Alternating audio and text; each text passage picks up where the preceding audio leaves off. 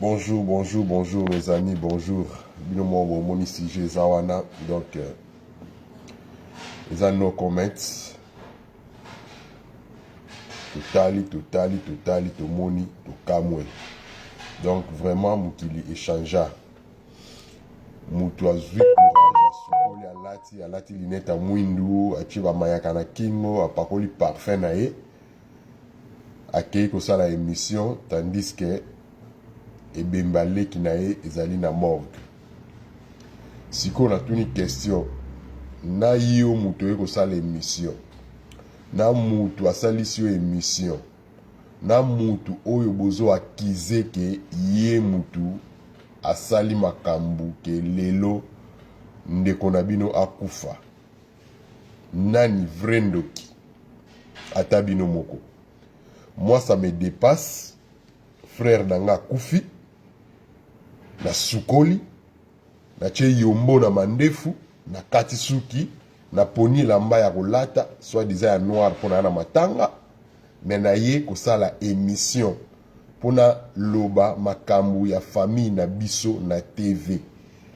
Nazo comprendre te, ça me dépasse. Et que la ngam ta kufeli aye azo sala émission, azo sala Snapchat, azo mi filmer aussi li si bongo pe au publier yango. Je me pose la question. Orly Gola na journaliste Noli Tambu, soi-disant entre parenthèses les sages, oche sagesse na yo wapi zala ime. Est-ce que ba moment ou bien mukile suki pour Orly akufi pour nani Gigola kufi okoki suko sala émission na Orly te, okoki ko zelate ba kunde bembe, okoki ko zelate, okoki ko zo émission na ote osali yango obombi yango ya kobimisa yango après. Rappelle-toi à l'heure yo maman na akufaka lobanga na biso ozalaka mwana muke ozonga Kinshasa ti na cimetière ya Kitambo kenda koluka esika bakunda mama na yo. Oyebi combien de bato bebanaka na bango na période wana pona oyo balobaka Noli tala sima zonga moto eloko olinga basala ote kosala yango mpe moto mosusu te. Babese oyo toluka na internet tokende nango wapi eyomema biso nulle part. Candidature yango ozokende kopesa soki ya kidepute okopesela yango na modele oyo, na modele oyo nde otraite nango baeli nao ou bien eza sacrifice ya yo na Orly. Parce que moi je conçois vraiment trop mal na mutu oyo akufeli frère na ye proche yo oya o banosalisa ye interview na ye pe andimi asala interview po aloba ba bêtise oyo azoloba wana. L'air ozonga mutu so asala yango sous émotion, so asala yango under pressure, to na sous influence moko boye. Era kozongela kibo moto na ye ata l'émission oyo na ndimite ya kobenga yo akotika olingi tikala. Je suis persuadé akobenga ya koyebisa yo Noli s'il te plaît longo l'émission wana.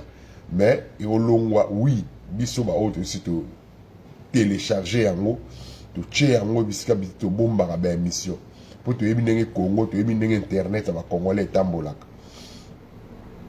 Sans ça humanisme ezali te. Sans ça kibondeko kibomoto ezali te. Natuna nanu Noli Tambu ligne éditoriale na yo ya émission na yo ezalaka nini? Parce que tout le monde a comme lokota partout avec cuisse de poulet au lobby ça y kaka ba bêtise kaka boye oyo publier yango lelo lisusu oluki susu ndeko ya mutu akufi po lobby ça y ba bêtise. Est-ce que na yo moko oza fier ya yo moko ya makambo zo sala? Imagine toi siko kezala ki yo OCP na ye awa pona ofinga te, na ye awa pona ko éduquer yo te, na ye kopesa point de vue nanga oyo ezali vraiment regrettable. Komona bambula osali na poto na invité na yo bomemi mutu na plateau po poser ba question na moment oyo nano bakundi ebembe te ezali mawa peza pasi parce que nous sommes des Bantous. Yango wana ozomona tozo perdre culture na biso pona ki ba poto oyo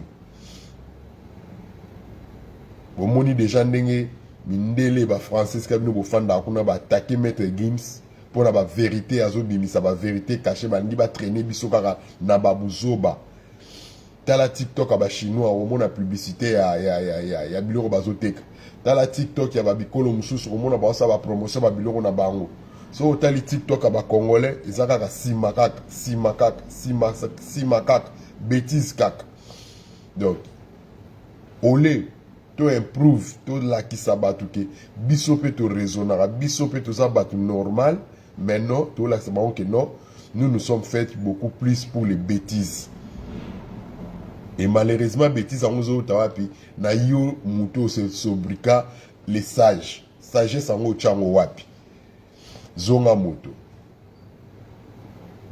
nga na osenga yo olongo l'émission te mais na osenga yo kaka zonge l'émission na yo comme tout bon journaliste sur sali émission même pas seulement journaliste nous sur sala likambu après à zongaka sima aeko tala à revoir à réviser le salaki alors zonga tala émission na yo sur moni za digne etika na internet tika yango sur moni ya dignité yoka sonité longola yango lobi bokutana na fere lobi bokutana na bandeko na ye bokozwa courage ya otelema kotala na boya en face.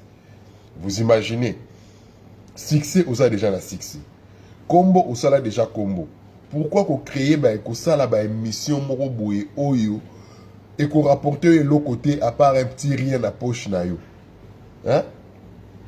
Nous sommes au rapport na mbongo ya internet ou bien ya TikTok, mbongo ya média. Mais au tali côté humaniste, au tali côté famille, au tali côté qui bon mototé, au tali côté qui tire na biso ba bantuté. En tout cas, je déplore beaucoup pour le comportement affiché. C'est vraiment triste. Nayebi ke ozape na ba fan na yo, ba o bazo baki yo app na sima. Na coach sa batu misusu te na tanga ba kombo na bango te mais nayebi ke bazali. Et puis ba oya po ba finga. Donc to koma la mabata. Apta poleli mbula pour sonae, ils ont amai na katite. Donc ba ma finga tout ce qui est tape wana on s'est dérangé un tel a finga kinga un tel a commenté qui m'a bé vraiment Orly zonga le sous sa l'émission au senga pardon mais émission au sala on s'y côté c'est là bakunda parce que donc programme tout qui veille mortuaire ils allaient lundi pour bakunda mardi après mardi zonga koyoka sonité. Il faut avouer et à moitié pardonné. Succès au yopozo lukawana, balukarango boyete. So batike liope qui fait rewana, yoko kokana yangote. Donc je suis désolé, vraiment désolé. Comme on a yonde yaya, mais au bimi na émission pour panza famille. Yonde yaya, au bimi na émission pour détruire famille na yo. Ola kisama be ya bandeko na yo. Mais yomoko obombi ya yo. C'est triste na suki wana. Mais ana minga olobate bino moko boyebela. En tout cas, merci beaucoup. Ciao ciao.